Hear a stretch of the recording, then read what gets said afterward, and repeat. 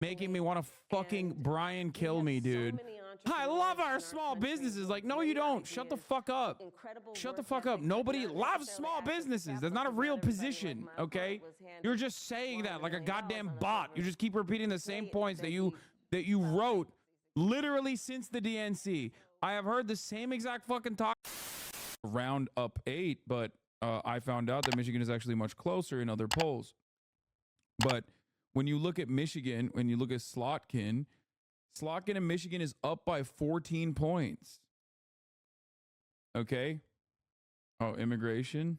The border. So it's a wonderful and important question. You know, my background was as a prosecutor, and I was also the elected attorney general for 2 terms of a border state. So this is not a theoretical issue for me. Oh my God, if she goes right wing here, I'm going to fucking Brian kill me. I have prosecuted transnational criminal organizations. Oh my gosh, she's saying transnational criminal gangs guns, again. Drugs, and human beings. I take very seriously the importance of having a secure border and ensuring the safety of the American people. Sadly, where we are now can be traced most recently back to the fact that when the United States Congress, members of the Congress, including some of the most conservative Republicans, came up with a border security bill. I want to die. Here's what that border security bill would have done. I'm perishing. 1,500 more border agents. I hate this. At the border. Let me tell you, those border agents are working around the clock. It would have just been about giving them some support our beautiful and relief, border patrol agents. Which is probably why the border agents actually endorsed the bill. It would have allowed us to stem the flow of fentanyl. I hate you so much. You're so stupid. At people from all over the Democratic Party here. is so fucking stupid. So I don't need to tell the folks who are watching this what fentanyl has done to families, to kids in our country, and the need to take seriously stemming the flow coming into our country and addressing She's literally repeating a lie that immigrants send in fentanyl to this fucking country. This is so stupid. It is so dumb. You are fucking stupid, dude. You're just a stupid person. You're not just a cowardly person. You're fucking stupid. Okay? It's not even true. It's a baseless. He'd prefer to run on a problem instead of fixing it. It's a baseless fucking claim made by Republicans that is immediately disproved by the reality of the matter. It is American citizens crossing the border at regular points of entry that are the ones trafficking the fucking drugs. When you talk about immigration like this, you're literally just saying the things that the right is saying. All you're doing is feeding to your base this false narrative and repeating it to them. Or is it about the people? And they trust you, so now they believe it too. Problems or fixing problems.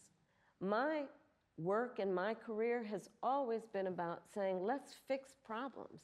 Let's address the needs, because we know it's within our capacity to do that. So to answer Justin's question, what should she say here right now? I mean, immediately be like, everybody understands that there's a humanitarian crisis at the border, but the real solution to that humanitarian crisis is to improve processing. We are a nation of immigrants. I am the daughter of 2 immigrants that came into this country, and the only difference between me or my parents and another person crossing the border is paperwork. So get that paperwork done. Get that paperwork done as fast as possible, and so that these people can become tax-paying citizens. They already pay taxes, and they would be able to pay more taxes, as a matter of fact, and integrate properly into American society. Immigrants are what makes America great. Immigrants are the reason why we do not have declining birth rates. Immigrants are the reason why we have still been a dominant force in this country. Fentanyl coming over the border, Donald Trump likes to lie about it and say that it's actually immigrants bringing in the fentanyl. That is an abject lie. It's actually American citizens that traffic the fentanyl into the border. So in terms of apprehension, yes, we need better mechanisms and better systems to figure out when fentanyl is crossing the border. That much is true. But one thing to also consider is that my administration, alongside with Joe Biden, actually, for the first time in American history over the past couple of decades, has decreased the number of overdose deaths. We did that how? We did that by offering naloxone. Am I saying that right? Naloxone? We did that by offering naloxone over the counter. We did that by having a more tolerant approach to addiction. We did that by focusing on rehabilitation rather than incarceration. Okay? These are obvious policies that the Republicans regularly claim do not work, but we have shown that it actually fucking works. In terms of border apprehensions, that's one thing. We can focus on that. But Donald Trump does not care about that. He wants to make an argument that it's actually Guatemalans and Haitians that are bringing in the fentanyl over the border, when it's actually American criminals that are bringing the fentanyl over the border. And we must apprehend that fentanyl over the border, but hyper-focusing on the wrong things in an effort to incite racial animus amongst your neighbors that truly make this country great, that are the backbone of the American fucking economy and American culture, is the wrong way forward. Donald Trump has demonstrated time and time again that he does not care about this issue. After all, even when we gave him an olive branch with my shitty fucking right-wing border bill, he still cast it aside. Bring it up at the end if you want to talk about the hypocrisy of the situation, but address the actual fucking root cause of the problem and genuinely speak to the issues at hand instead of fucking abiding by the right-wing framing that is born out of no reality. It's just born out of fucking lies. What the fuck's wrong with you? It's so stupid. So illegals are the backbone of this country. Illegals are the backbone inside of your mother's pussy, okay? That's what's going on right now. The bone that your mother feels every goddamn night. Dumb fuck. Yes, dude, immigrants are the backbone of this nation, okay? This country would be nothing without immigrants. Illegality in the process means nothing. It's just paperwork, you fucking idiot. That's why J.D. Vance openly says, I don't care that Haitians are actually documented migrants. I want to undocument them. Which is when, you know, most companies and corporations are good, but for those bad ones, they take advantage of people, especially during a pandemic or extreme weather, and they end up jacking up prices, and there needs to be accountability and consequence for that. So I'm going to be taking on price gouging. But it's also about dealing with what we need to do around home ownership, right? So as someone mentioned during this film, look, I grew up a child of a mother who worked very hard. She raised me and my sister, and she saved up, and by the time I was a teenager, she was able to buy a home. And we grew up actually for a long time in an apartment on top of a child care center that was owned by the woman we called our second mother, because she helped my mother raise us. And she was a small business owner, Miss Shelton. So I'll bring all this together to tell you the way I think about it is, one, when people work hard and have a dream of buying a home, we should give you the opportunity to be able to do that, which is why part of my plan is for first-time homeowners, buyers, to have a $25,000 down payment assistance to buy your first home.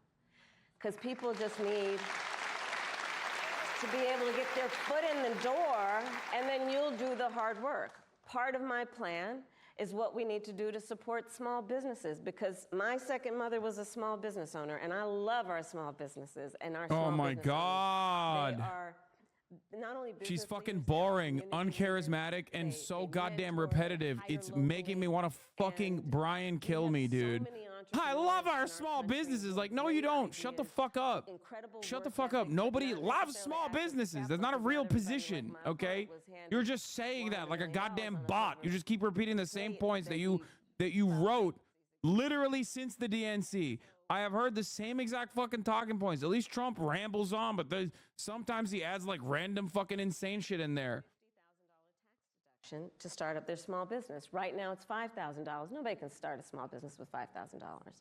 So that's part of my plan. That's a teeny tiny business. That's a business in teeny tiny business. It's a concept of a business, right? Yes. You know where I'm going. Yeah, she's doing the NPCs on TikTok meme, dude. Ice cream so good. Ice cream so good. Ice cream so good. I love small businesses. Right.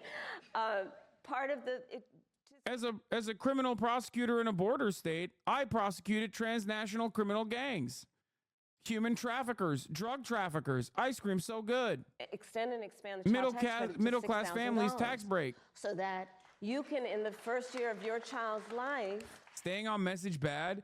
No, dude. Fix the message. Fix the message. Fix the message. The message is bad. The message is fucking broken. Okay? Do you not understand my problem? Have I ever said this about Bernie Sanders? Well, one, I've never said this about Bernie Sanders because I'm a fucking misogynistic racist. Okay? So that's number one. But at least I'm not anti-Semitic. Unless we're talking about Israel.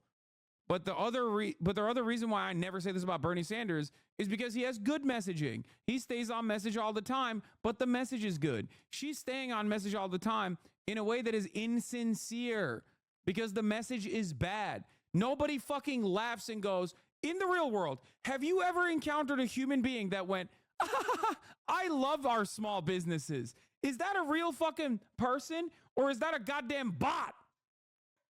Do you hear me fucking complain about Tim Walz? No. Because while he stays on message, the message is at least like somewhat better framed. I love our small businesses. I'm just going to keep repeating that. Costs and bills that I'm paying now, along with the bills and costs I will pay in the future too. And so everything just has a cost and everything is so expensive. Bro, aren't many voters bots though? Yes, but not in that kind, okay? Like, dude, yes, a lot of voters are stupid, but even stupid people recognize what kind of pain they're feeling, okay?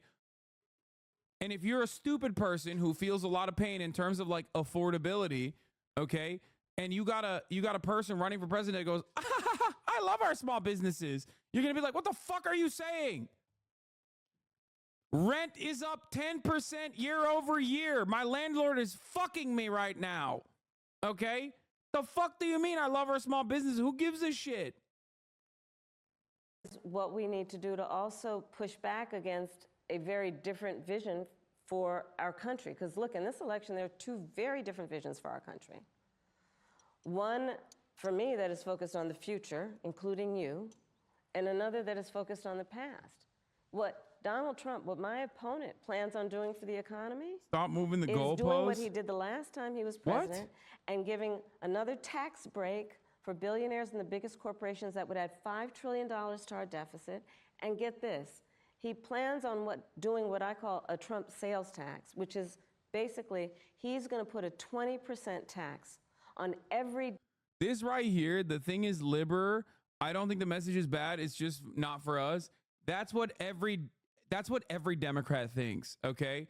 Every Democrat, even fucking small business owners, every single goddamn Democrat's like, yeah, this is not for me. It's for someone else. I have yet to find who it's for, okay? Because when you look at the polls, ain't nobody says they're voting for Kamala Harris or historically for the Democratic Party or their policies. They're voting against Donald Trump. That's why the Senate race is a little different. In the Senate race, people vote for the senator, because the senator has to run on policies. They don't vote on the overarching party fucking vibes. They don't vote on Brett Summer. Okay? No, stop saying he's right though. Shut the fuck up. Shut the fuck up. The idea that like, oh my God, oh my God, oh my God. You literally said that phrase a couple minutes ago. Is for suburban women though. You guys are wrong, okay? If you think suburban women don't have similar material problems as to you, you're wrong. Affordability is a problem for them too, okay? You're wrong. I don't know. I feel like a lot of chat's parents are. I know all my friends are parents are stoked to vote them.